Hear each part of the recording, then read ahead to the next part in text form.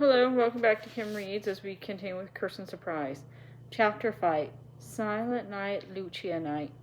When Kirsten woke, Papa was brushing dirt on the fire to pull it out. Outside it was very dark. The night sky was clear, but there was no moon. The storm's gone past, Papa said. Now we can make our way home if you can lead Blackie. I still can't stand on my leg. Kirsten rubbed her eyes and sat up. I can lead him, she said. She rolled up on the blanket, and Papa helped her into her boots, which she'd worn by the fire. While Papa crawled down the path, she untied Blackie and hitched him on the sleigh. The fresh snow gleamed in the starlight. It must be very late. The moon has gone down, Kirsten thought. She imagined Mama peering out of the cabin window looking for them. Mama would be very worried. As Kirsten led Blackie beside the stream, she watched for familiar landmarks. From time to time, she looked back at Papa and the sleigh and at the painted trunk under its roof of snow. The sleigh bells jingled crisply in the still night. At last, Kirsten recognized a big oak tree in the curve in the stream where she often met Singing Bird. But the woods looked different in the deep snow. Was this the place where they should turn and find the farm? She hesitated. Blackie nudged her with his nose. Yes, this must be the way. Before Kirsten saw the cabin and Uncle Olaf's house, she smelled wood smoke. Then they came around a turn, and she saw that the candles lit up all of windows of Uncle Olaf's house. Everyone was waiting there. Then they stayed up the night to look for her and Papa. Kirsten led Blackie up to Uncle Olaf's door. As they approached, Papa shouted, "We're here! We're safe!" Faces appeared in the windows. The door swung open and Mama ran out. "Here you are at last. We were so worried," she said as she hugged Kirsten. "But you're hurt," she added when she saw Papa. She climbed the sleigh to hug him too. Everyone crowded around the sleigh, asking questions. Uncle Olaf helped Papa down from the sleigh, and Aunt Inger said, "I'll heat up some soup to warm your chilly bones." Elizabeth, Anna, and Miss Winston all hugged Kirsten, and even Lars squeezed her shoulder before he went to untie the trunks. Papa was jumping up and down in front of the stove. "We stayed up all night to watch for you. Even Miss Winston stayed up all night," he said. For a moment, Kirsten stood in the doorway to the kitchen and just stared. It seemed to her that she and Papa had been gone for days instead of hours. And now the world seemed turned upside down. It was the middle of the night, but in the kitchen, where all the lamps were lit, it was bright as day. Aunt Inger bustled to help heating the potato soup, but everyone was wearing night clothes. Kirsten smiled to see Uncle Olaf with his nightshirt tucked inside his trousers and his sleeping cap still on his head. She smiled to see Anna in her nightgown and Mama's sweater, which trailed down on the floor. Even Mrs. Winston's hair was unbraided, although she had gotten dressed. At last, Kirsten sat near the warm stove with a bowl of hot soup in front of her. Mama hugged her once more, so hard she was nearly lifted from her chair. "Oh, I knew you shouldn't have gone with Papa to fetch the trunks," Mama said. But Papa said, "Be glad Kirsten came with me. She's a brave girl and a strong one. If she hadn't been along to help me, I never would have found the cave or my way home." Mama put her arm around Papa's waist. "I believe that Kirsten is as brave as her Papa. Come sit down here and rest your leg. I'll bring you some soup." She smiled at Kirsten. "Don't let yours get cold." Anna and Elizabeth came to sit by as she ate. "We're so frightened for you," she said. "Our Papa wanted to go out in the storm to search for you, but Mama said he'd never find you on foot. We didn't know what to do. Were you scared?" Kirsten sipped the thick soup. "I was scared. Then I was too busy to be scared anymore. Anyway, we're here now and we got the trunk." Under the table, she gave Anna's hands a squeeze. Anna put her head closer to Kirsten. "You don't want to have our surprise now, do you?" Kirsten grinned. "This is St. Lucia's Day and it's the perfect time," she whispered. "St. Lucia's Day is supposed to wake everyone at 4 in the morning. It's about 4 now."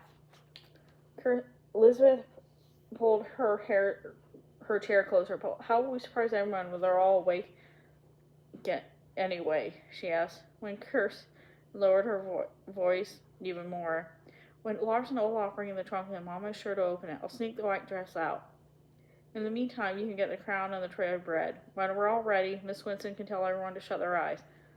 "How will that be?" "It's a grand idea," Anna said. I'll whisper to Miss Winston what she's supposed to do. Lars and Uncle Olaf carried the painted trunk into the middle of the cabin. When Uncle Olaf lifted the lid, the sweet scent of dried lavender filled the air. Kirsten hurried to Mama's side. Mama reached the trunk and out came Sorry. Mama gave the doll a little hug and handed her to Kirsten. I know how much you missed your doll, Kirsten. Last night I missed you and Papa even more.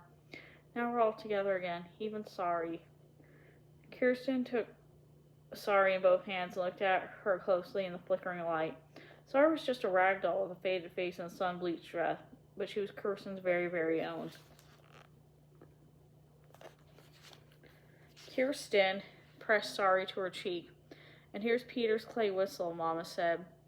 Papa smiled and held his finger to his lips. Peter had fallen asleep beside him. This has been such a long night, Mama said gently to Papa. You must be exhausted. Let's go get some sleep and finish unpacking the trunk later. Anna leaned around at the end of the trunk and tugged Kirsten's skirt. Do something, she whispered. At least find the sweaters from More, Kirsten said to Mama. And the pillow covers you wove for Aunt Inger. Unpack it at least that much. Mama didn't need to be urged. Piece by piece, she began to lift their precious things from the trunk. She handed them to Aunt Inger, who laid them on the table. Kirsten watched for her chance. While Aunt Inger was exclaiming over the pillow covers, Kirsten slipped the white nightdress on from the trunk and handed it to Anna. The red sash was right next to it inside Peter's cap. Anna shoved them both under her sweater. Out of the corner of her eye, Kirsten saw Elizabeth climbing down a ladder from the loft. She had her crown and the candles wrapped in the quilt. The girls met at the far end of the kitchen by the door into the shed. Here's the tray, Elizabeth said. And Miss Winston's ready. Quick, put on the dress. It's cold. Kirsten slipped off the dress and shawl and pulled the white nightdress over her head. Next came the shaft. Finally, Elizabeth fitted the crown on Kirsten's head and lit the candles. Oh, Kirsten, Anna breathed. You look like an angel.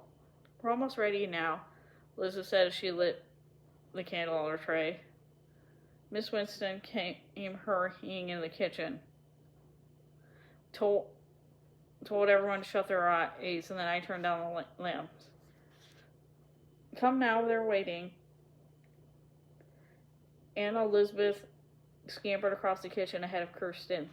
Kirsten lifted her head high, took a deep breath, and walked slowly, holding the tray of coffee and bread. The big room was dim, except for the light of the crown. Kirsten paused in the doorway. She saw everyone waiting with their eyes closed, as Miss Winston asked them to do. St. Lucia invites you to breakfast, Kirsten said. Just for a moment, the room was still. The only sound was crackling in the stove. Then the commotion began. Peter rubbed his eyes.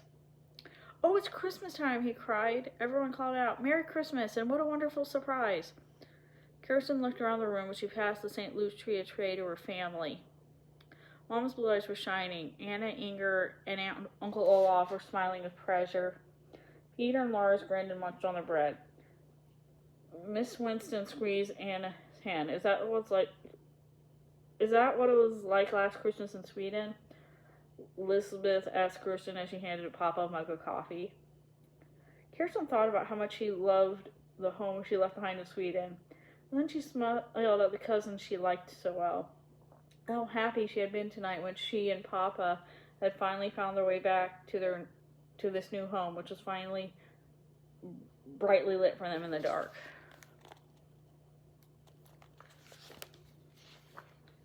It's almost the same, but this year I think it's even better, she told Elizabeth. Yes, it is a better Christmas. I think it's the best one of all. And that's the end of Kirsten's Surprise. Thanks for listening.